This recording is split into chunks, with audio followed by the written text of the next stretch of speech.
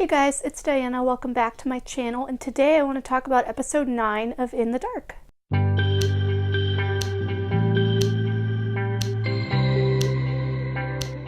So, this episode was called Deal or No Deal, and it starts off pretty much right where we left off in the last episode. Murphy fell asleep at Dean's house after their movie night, and actually Dean was asleep too, so they're both like asleep on the couch. Like Murphy's head is in his lap. They wake up. It's about 7:30 in the morning. Chloe is getting ready for school, and Murphy calls an Uber because Dean, offers to drive her home or whatever.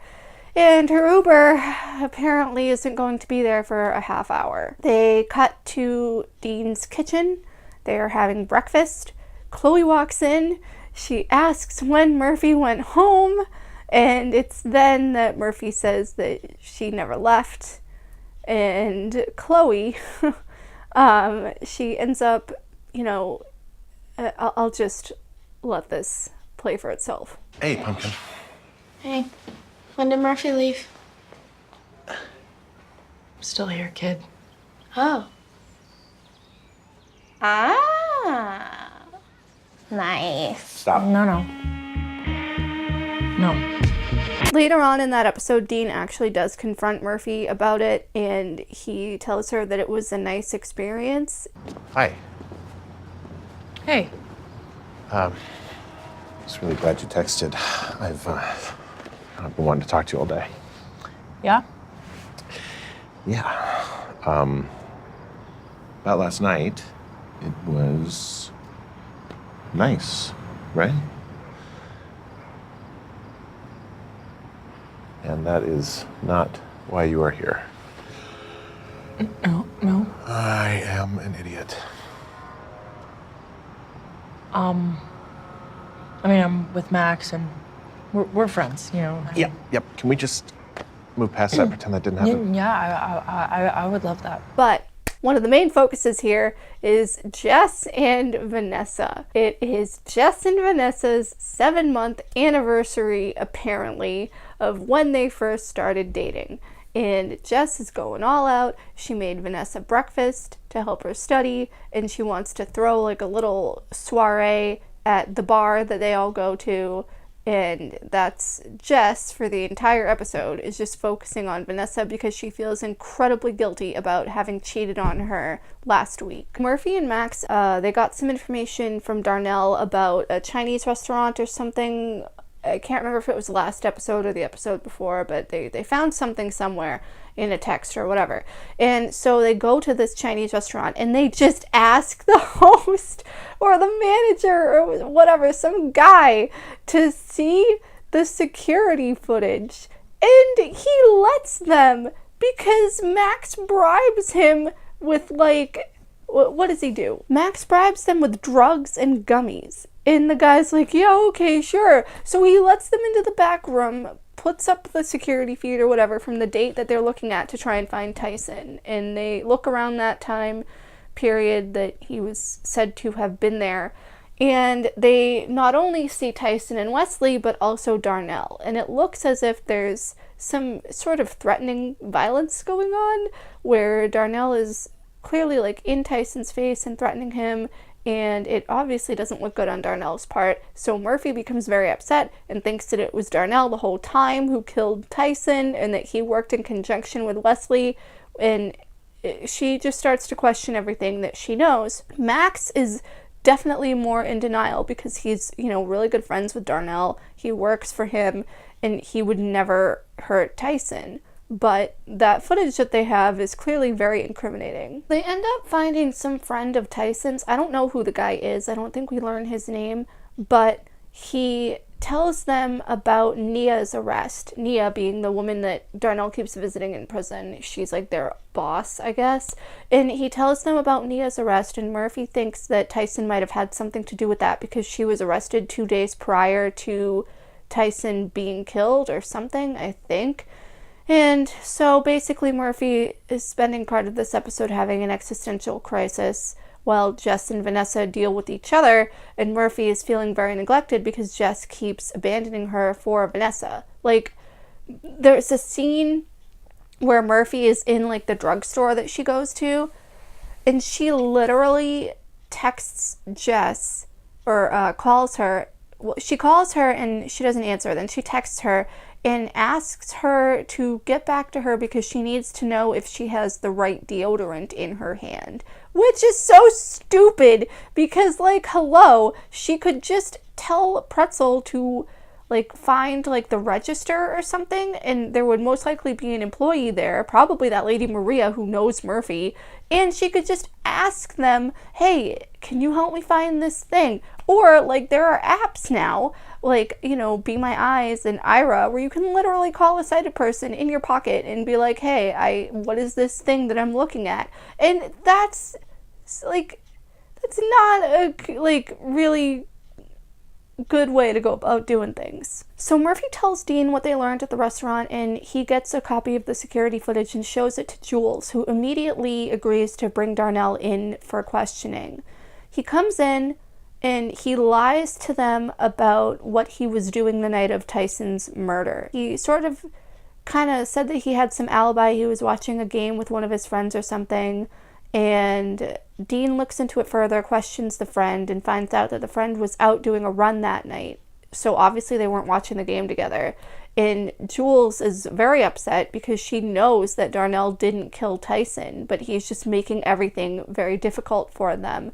And she's in a rough spot because they're in a relationship and she can't like adequately question him because it's like it would be like a matter of bias. So in retaliation for all this stuff that's going on with Darnell, Jules actually ends up breaking up with him, and he gets very upset and just leaves. Like, he doesn't get violent, he doesn't try to get her back, he just is very heartbroken. Meanwhile, we cut to Jess and Murphy at the apartment, and Jess has made 7 cupcakes for Vanessa to represent one for each month that they have been together. Murphy picks up a cupcake and starts eating it, and Jess is very upset because now she has to frost another one. Murphy, because she's doing her own sleuth work, she tells Jess that she's waiting to hear back, or she's going to go to Nia's lawyer and ask for the witness report. We then cut to later that night. Max is at the food truck and Darnell shows up and he wants $100,000 for a run because he had gone to Nia to talk to her in prison, and he told her that he wanted more responsibility. This was after Jules broke up with him. So he just wants to go all in, be completely committed to this operation that she is running, and he's gonna like buy $100,000 worth of heroin, basically, is what's supposed to be happening. There's gonna be like a drop at a hotel, and it's like this whole big thing. Jess and Murphy are looking at the witness list at Guiding Hope for whatever reason, and Felix walks in because it's Saturday and he's at work and he's mowing the lawn, and he informs them that apparently he had gone to Harvard Law. And he tells them that if the informant, because there was an informant, if the informant was a minor, it would have had to have been disclosed on the list. So Tyson obviously wasn't the informant because it says undisclosed informant or something. Then we cut to Dean. So Dean and Jules are talking about Darnell, and that's when Dean tells her that his alibi doesn't check out. However, there's not enough to convict him on the murder. Like, there's not enough evidence, so they can't bring him in and arrest him. Meanwhile, we cut to Murphy and Max, who are talking about the whole situation, and Murphy says that she's going to go talk to Darnell. And Darnell ends up telling her that Tyson wasn't a snitch, and even if he was, he would never hurt him. Because the whole thing is that, you know, they think that Tyson had ratted out Nia, or somebody in Nia's circle that led to Nia's arrest, and that is connected to his murder. Murphy kind of believes him because, like, you know, he's his cousin, but it's not, like, she doesn't completely fall for it. So then she goes to the bar and she's talking to Chelsea, and Chelsea is really not too thrilled with her. Chelsea? I'm not talking to you. What? Why? What is going on with you and Dean? Oh God, Chelsea, we both fell asleep on the couch, and I left first thing in the morning. You spent the night together? No? Meanwhile, at Vanessa and Jess's anniversary party, everything is going fantastic until Jess is so overcome with guilt that she admits to Vanessa that she cheated on her, which obviously leads to Vanessa throwing them out of the party. So Murphy, Jess, and Felix all leave, and Murphy keeps trying to get in touch with Max, and he's not answering. He's not responding to her texts or calls, and she's very concerned. We find out a little earlier that Max is actually the police informant, because the narcotics detective who we had seen in a flashback in the last episode, her name is Sarah Barnes, I guess, she had caught him money laundering, and she was going to arrest him for 10 years for money laundering, but it was either that or work for them as an informant, and obviously he chose to work for them as an informant. So there's a scene where they're sitting in the detective's car. He's giving her all the information that he has on the drop that Darnell is supposed to be running. He doesn't know exactly when or where, and he ends up finding out about it a little later. However, they all show up at his apartment, and he's not there.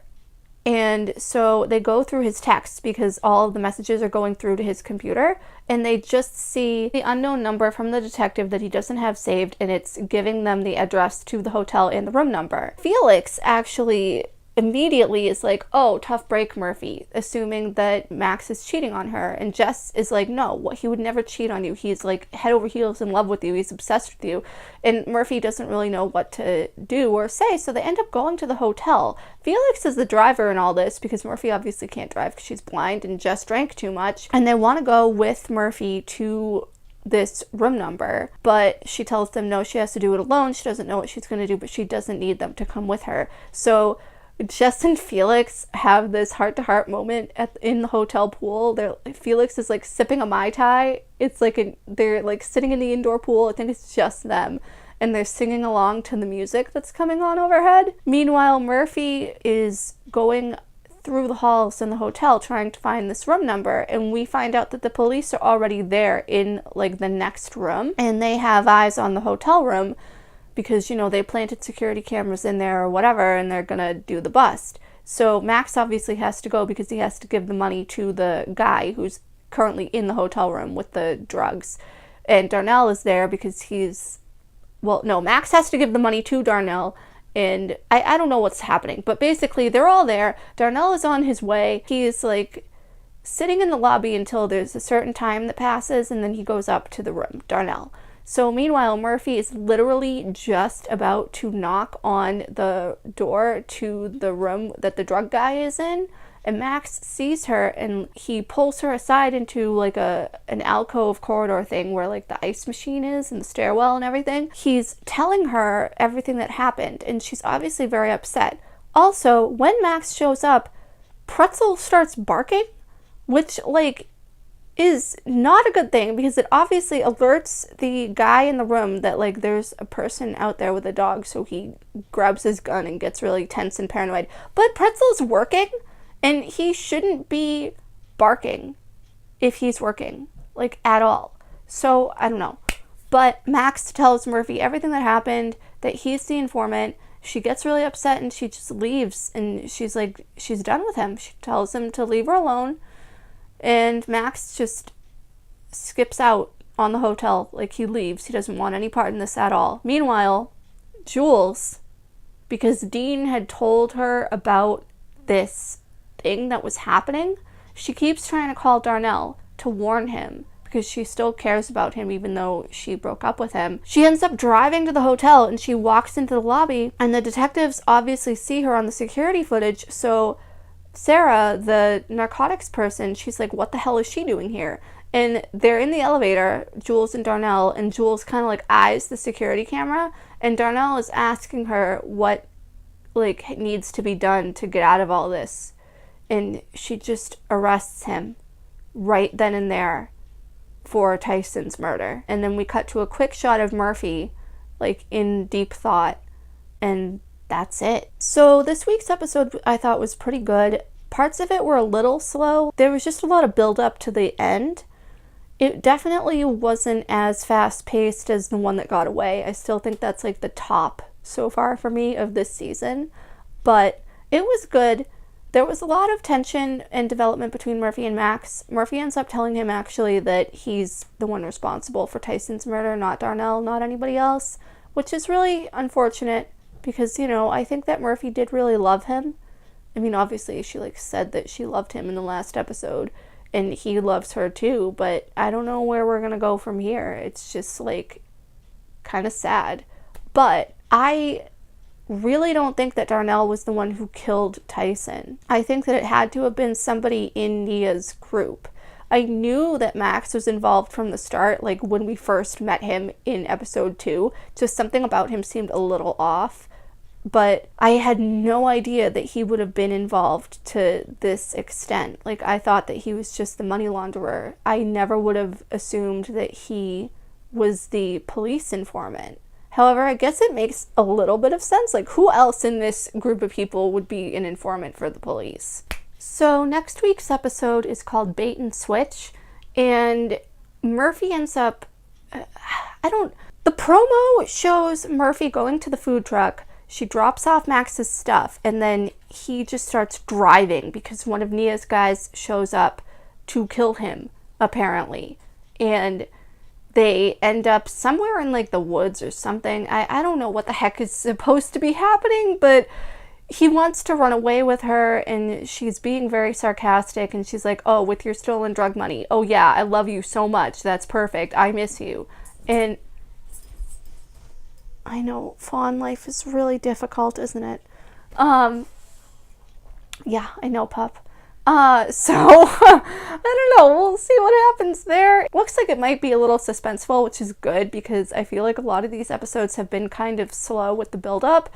But next week is episode 10 and this season only has 13 episodes and then we're done. So we're in the home stretch here pretty much in terms of content for season 1, and I'm really looking forward to see what happens, because I really don't know what else there is to discover. I mean, obviously Darnell didn't kill Tyson, we think, so we have to find the real killer that worked with Wesley, but next episode doesn't look like it's going to be focusing on that at all, unless it's the guy that's chasing them. Anyway, I hope you liked this video. If you do, please feel free to give it a thumbs up, subscribe, hit the bell, leave a comment. I can't tell you what to do, but I'll see you next time. Bye.